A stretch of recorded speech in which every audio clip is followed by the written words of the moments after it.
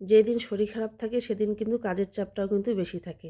আজ এরকম হয়েছে, সকাল থেকে শরীরটা খারাপ, ঘুম থেকে উঠেছি দেরি করে।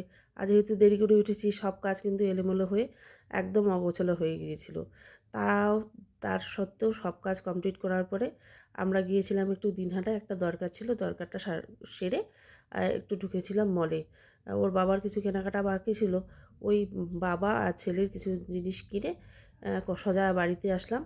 আর বিকালে একটা আমার প্রোগ্রাম আছে, সেই প্রোগ্রামটা হলো মানে বুধে একটা জনসংযোগ আছে, অনেক ভিআইপি নেতৃত্বরা আসবে। তো আমি বাড়িতে এসে জামা কাপড় চেঞ্জ করে কিন্তু একটা শাড়ি পরে আবার বুথের কয়েকজন মহিলাকে নিয়ে চলে গেলাম আমাদের যেখানে আর কি মিটিং হচ্ছিল, সেখানে চলে গেলাম। সেখানে আমি তো যেতে এরকম করে যেতে কিন্তু একটু দেরি হয়েছিল, গিয়ে দেখি মোটামুটি কিন্তু মিটিং কিন্তু শুরু হয়ে গিয়েছিল। যাই হোক, তাড়াহুড়ো করে গিয়ে কমপ্লিট করে সোজা তারপরে বাড়িতে আসলাম। এই ছিল আমাদের সারাদিন।